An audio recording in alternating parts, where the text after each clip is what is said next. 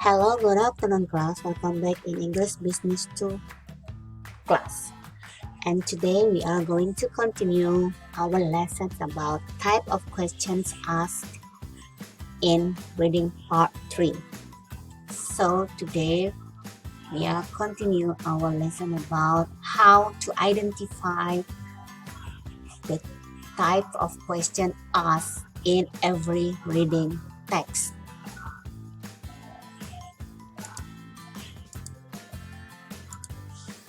Okay, we continue about the questions about vocabulary in context. Jadi pertanyaan yang menanyakan tentang kosakata yang terdapat di dalam bacaan.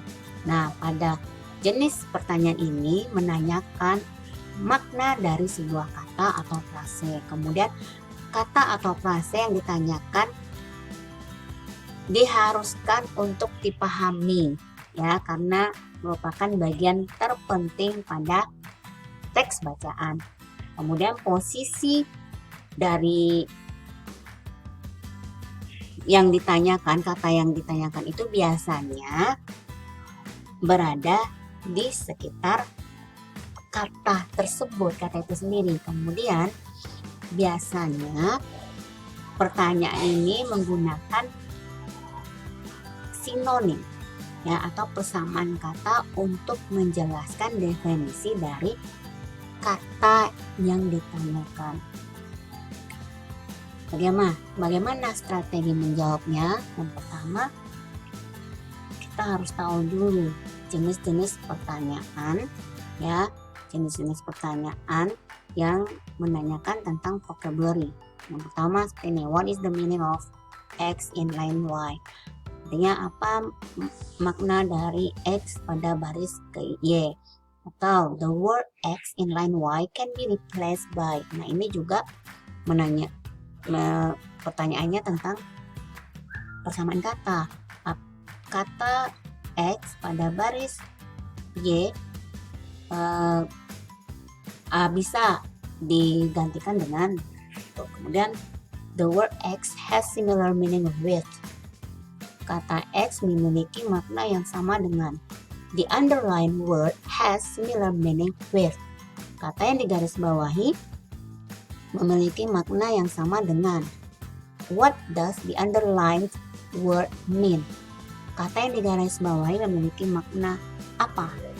Atau inline bla bla bla, the word bla bla bla is the closest in meaning to.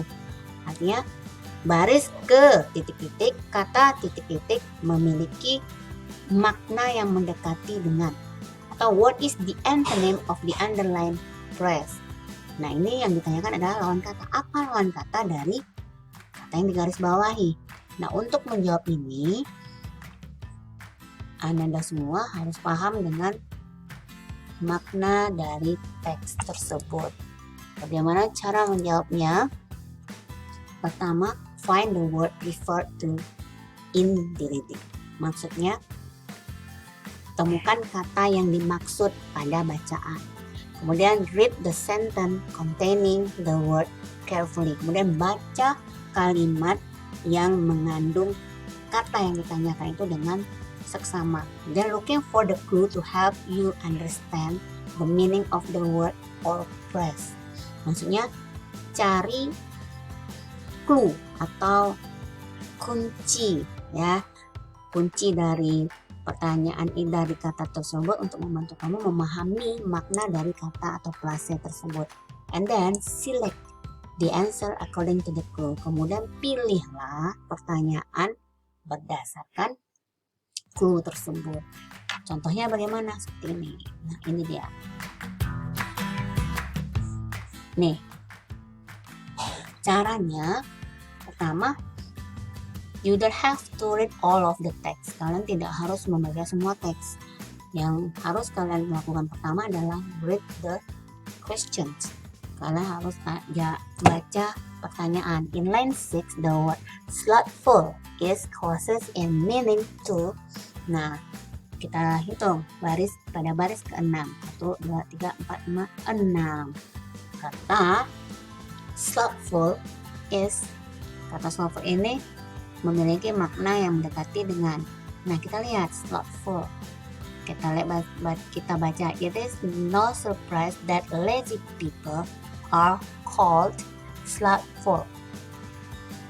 Nah, seperti yang kita bahas tadi, kata yang ditanyakan, kita lihat sekarang ya, kata yang ditanyakan itu biasanya berada di sekitar, ya, di sekitar, maksudnya jawaban dari pertanyaan itu ada di sekitar kata yang ditanyakan itu. Contohnya ini. Nah, slothful, kita lihat. It is no surprise that lazy people are called slothful. Kita bisa simpulkan that lazy people itu tidak heran kalau orang pemalas kita sebut slothful. Jadi dengan ini kita bisa tahu slothful itu artinya apa? Lazy. Oke, lazy. Nah, di sini nggak ada jawabannya. Oke, kita lihat. Quick itu artinya apa? Cepat. Apakah sama dengan lazy? No. Spicy. Spicy itu artinya apa? Pedas. Apakah bisa? No. Boring. Apakah orang pemalas itu sama dengan membosankan? Tidak. Lazy sama nggak dengan inactive atau tidak aktif atau tidak super? Sama kan? Hampir sama. Nah, dari itu kita bisa tahu jawabannya adalah D. Next, nih kita lihat teksnya tentang animal, tentang email. Ya seperti tadi, baca dulu soalnya. Pada baris kelima, kata sweet memiliki makna yang mendekati tentang. Kita lihat baris kelima. 1, 2, 3, 5. Oke, sorry. Sebetulnya ini bukan baris kelima. Iya ya kan. 1, 2, 3, 4. Sebetulnya baris keempat. Ya.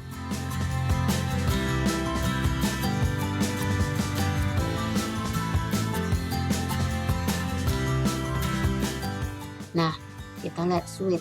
Kita lihat, my problem is I love sweets like M&M's, Mentos, and Kupat Cups. Nah, dibilang seperti ini, masalah saya adalah saya sangat menyukai sweet seperti M&M's, Mentos. Nah, Mentos kita tahu Mentos itu jenis gula. Jadi kalau kita lihat jawaban dari pertanyaan itu udah ada di sekitarnya. Mentos itu adalah gula ya atau permen.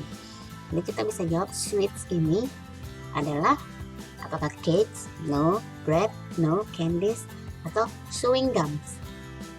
Lebih tepatnya kepada candies gitu. Next, pertanyaannya, jenis pertanyaannya itu adalah reference question atau rujukan kata. Nah, this question asks about word reference. Mostly reference words are pronouns. Nah, pertanyaan ini biasanya mengacu kepada kata ganti. Ya, kata ganti orang, bisa kata ganti orang, bisa kata ganti benda, bisa kata ganti hewan. Nah, itu dia. Kita lihat biasanya pertanyaan ini biasanya jawabannya dituliskan pada teks dan biasanya dekat dengan kata kunci. Ya. Biasanya jawaban dari pertanyaan ini dekat dengan kata kunci yang ditanyakan. Contohnya kita lihat seperti ini. Cara strateginya bagaimana? Kita lihat bagaimana contoh pertanyaannya. Hampir sama dengan jenis pertanyaan yang menanyakan tentang vocabulary tadi ya. The word X in line Y refers to. Tapi ini lebih kepada menanyakan tentang kata ganti. Kata X pada baris Y mengacu pada, atau what does the word X refer to? Kata word itu mengacu untuk. Nah, what does the underline word refer to? Kata yang digaris bawahi mengacu pada, atau the underline words refers to. Kata yang digaris bawahi mengacu pada. Nah, bagaimana cara menjawabnya? Pertama, select the keyword of the question. kamu pilih ya kata kunci dari pertanyaan tersebut. Kemudian observe the reading that contains the keyword of the question. Kemudian kamu observasi, kamu identifikasi bacaan yang terdiri dari kata yang ada kata kunci dari pertanyaan tersebut. Kemudian filter atau saring kata kunci dari teks. Kemudian kamu cocokkan dengan pertanyaan. Atau yang terakhir, choose the correct answer based on the instruction in the passage. Kemudian kamu pilihlah jawaban yang tepat berdasarkan instruksi dari teks. Nah, contohnya bagaimana? Kita lihat seperti ini. Nah, you have to read the question first. In line 2, the word they refers to. Nah, pada baris kedua, kata they mengacu pada baris kedua. Coba lihat, ini dia. After they are finished. Kita lihat. Sebelum ini apa kalimatnya? After this announcement, grade 6 students should go to the gym. After they are finished, grade 7 students can start lining up outside the gym. Jadi di sini kita bisa menentukan kalau mengacu pada grade 6 students ya. Jadi jawabannya adalah B. Next. In line 10, the word many refers to. Kita lihat, kita hitung. Line 10, nah ini ada ya contohnya nih. Since then, he has been in over 40 movies, many of which were big hits. This text about Arnold Schwarzenegger, ya. Dia mengatakan many. Nah, many. Nah, kita lihat sejak itu dia sudah berakting di lebih dari 40 film, many of which were big hit. Banyak diantaranya menjadi big hit ya, box office gitu. Jadi many di sini kita bisa simpulkan adalah movies ya, karena many dia sudah berakting dari lebih dari 40 film. Nah, jadi kita bisa tentukan di sini adalah movies. Next. Purpose question. Purpose question itu adalah menanyakan tentang point of view, pendapat si penulis tentang teks ya, tentang teks yang dia tulis ya. Atau ask the reader to identify the purpose of the passage. Maksudnya menanyakan si pembaca apa tujuan dari si penulis menulis teks tersebut ya. Kemudian, this question commonly connected to the main idea questions. Pertanyaan ini umumnya tersambung dengan ide pokok ya, dengan ide pokok dari setiap teks ya. Nah, kita lanjutkan. Strateginya bagaimana? Nah, ini ada contoh pertanyaan. The author main purpose is tujuan dari si penulis ini apa, atau what is the purpose of, apa tujuan dari. Kemudian cara menjawabnya adalah filter the keywords from the question. Kalian saring kata kunci dari pertanyaan, kemudian observe the paragraph containing the keyword in question. Caranya bagaimana? Nah, ini contohnya. Nah, ini kalian harus menggunakan teknik skimming. Apa skimming itu? Harus detail membacanya. The author main purpose is, it has often been said that laughter is the best medicine. Ya, dia katakan kalau ketawa itu adalah obat yang manjur.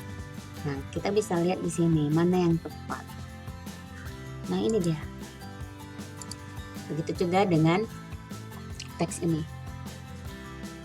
What is the purpose of the text? Kita bisa lihat dari paragraf pertama. Itu jawabannya Twitter, the writer explained in his first slide. Nah, cukup di sini materinya.